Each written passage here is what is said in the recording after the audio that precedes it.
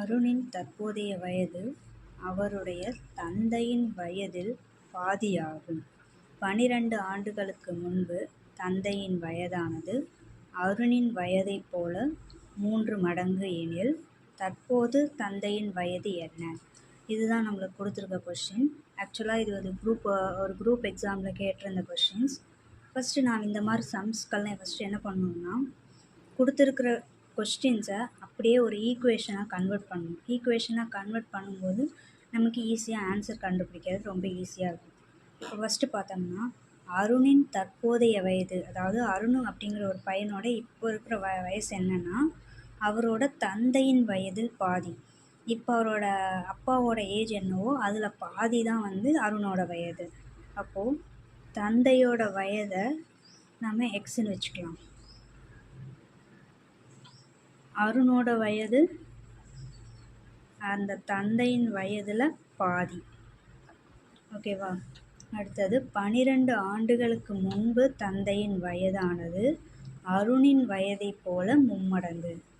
12 வருஷத்துக்கு முன்னாடி தந்தையின் வயது எப்படின்னா அருணோட வயசுக்கு 3 மடங்கு. ஈக்குவேஷன் ஃபார்ம் பண்ணியாச்சா? இப்போ இந்த ஈக்குவேஷன் சால்வ் பண்ணால் நமக்கு எக்ஸ், அதாவது தந்தையோட வயது கிடைச்சிடும். Same X minus 12 3x/2 minus 12 into 3.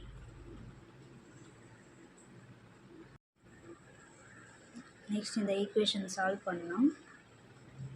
X எல்லாம் ஒரு சைடும் நம்பர்ஸ் எல்லாம் ஒரு சைடு கொண்டு வந்துடலாம். எக்ஸ் மைனஸ் 3x/2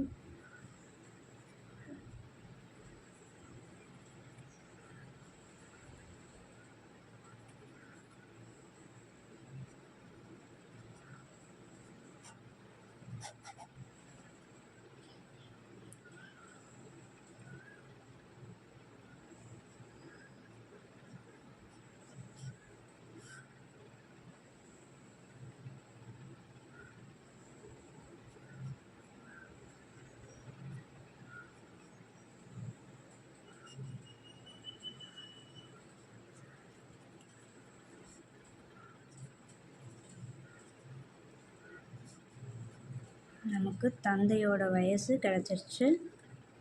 48 வயசு. இப்போது அருணோட வயசு இதில் கேட்கல, இருந்தாலும் நம்ம அருணோட வயசு கால்குலேட் பண்ணலாம். அருணோட வயசு தற்போது இருக்கிற தந்தையோட வயசில் பாதி அப்படின்னு சொல்லியிருக்காங்க. அப்போ 48/2ன்னு போட்டோம்னா 24 வயசு அருண் வயசு. தந்தையோட தற்போதைய வயசு 48.